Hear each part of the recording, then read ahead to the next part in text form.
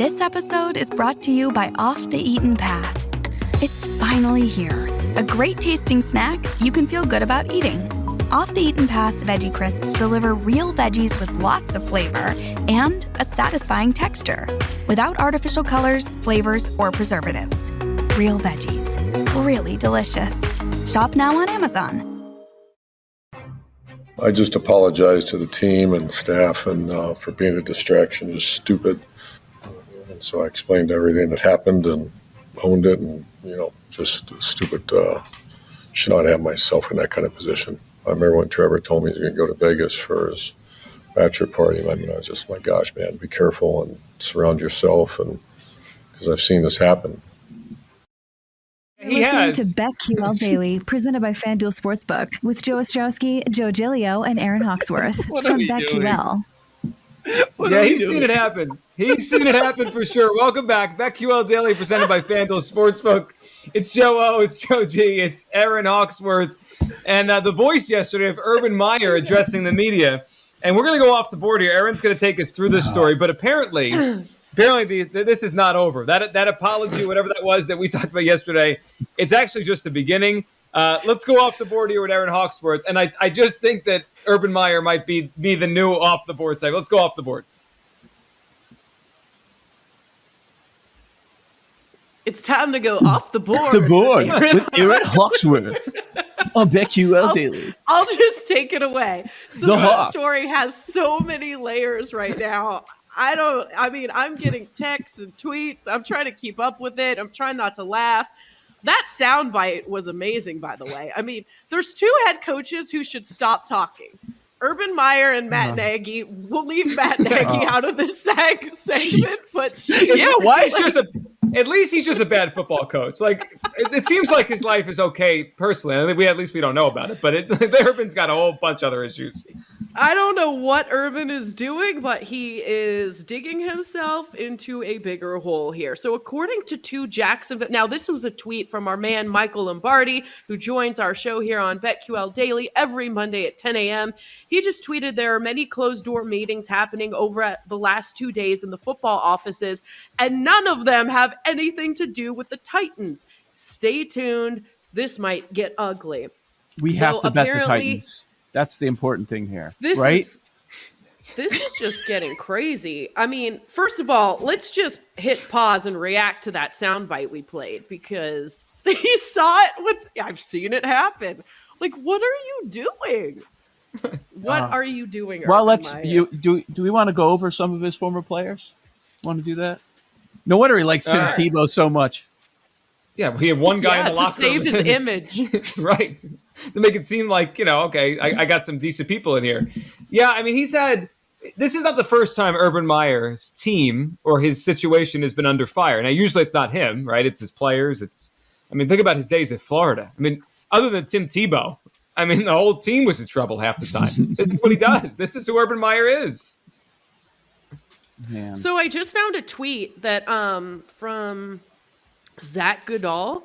It's been almost 9 months since the Jaguars hired Urban Meyer. Here are the notable controversies that have happened since. And there's a timeline of all the things that have happened.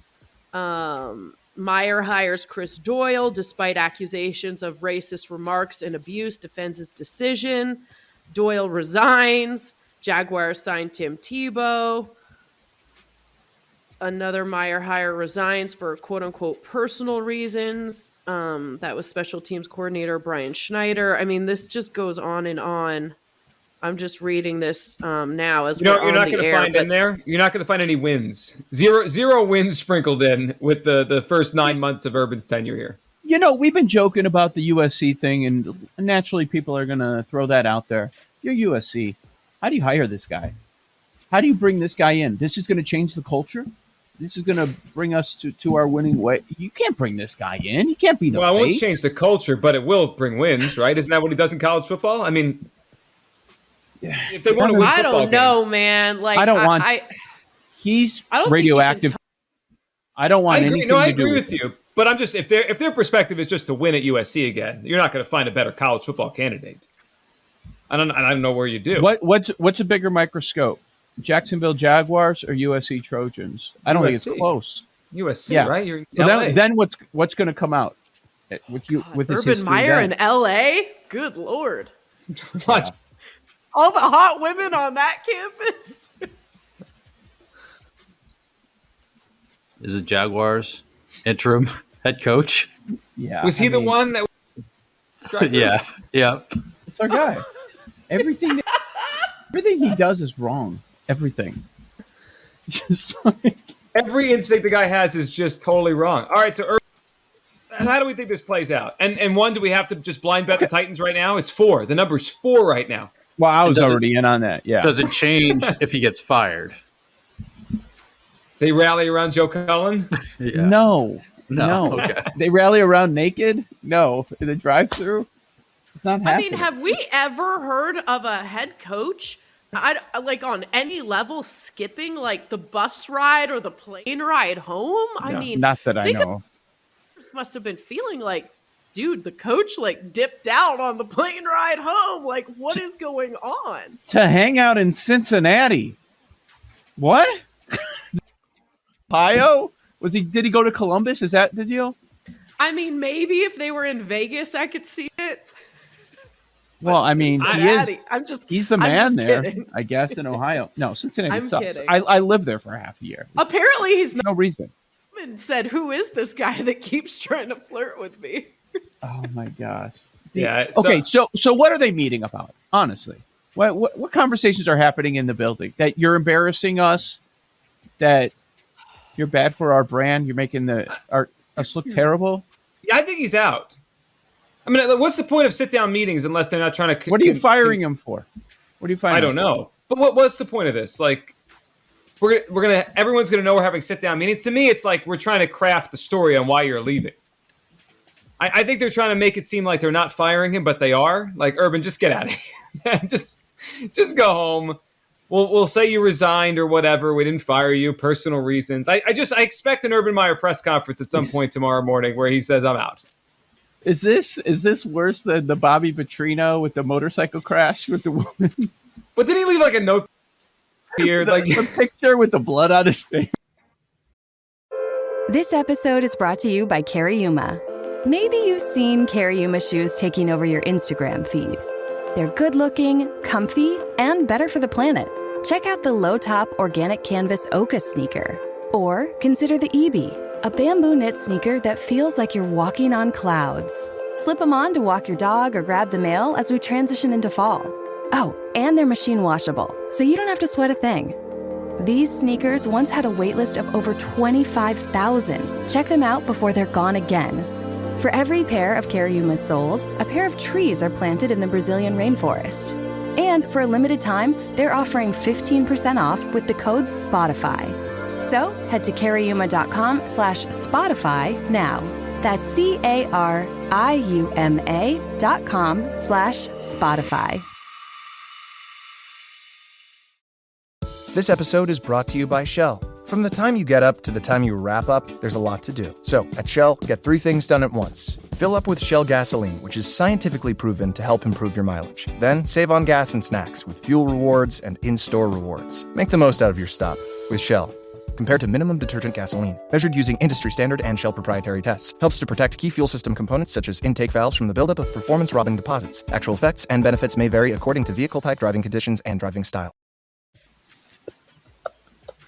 So there was who tweeted that 2 employment contract terms might become tied to this development with the Jaguars, the morals clause and for cause. So perhaps they are meeting about which, terms in the contract that he's violated and how they can fire him for cause. Petrino was fired for having an affair, right? But it was, I forget the details. It was almost a decade ago now. It was someone at the office, right? You guys watch Seinfeld? You ever see the George Costanza where George Costanza did the same thing Bobby Petrino did, and then he pleaded ignorance to his boss because they didn't tell him that kind of thing was frowned upon. Oh, is that frowned upon? Yeah. Yes. That's Petrino. Is that wrong? All right, so is that wrong? Because if someone had told me. All right, so we have Urban Meyer, who's in big trouble here. What else is, Aaron? We also have head coaches going back and forth here in the media? Yes, and I love it. John Harbaugh and Vic Fangio. So We all remember on Sunday, Harbs decides to run the ball to set an NFL record instead of taking a knee on the last play of the game. Well, the Broncos sideline was really upset about it. So take a listen to what the two head coaches had to say afterwards. Yeah, I thought it was kind of bull, but I expected it from them. You know, I've 37 years in pro ball. I've never seen anything like that. But it was to be expected, and we expected it. Why did you expect it? Because I just know how they operate.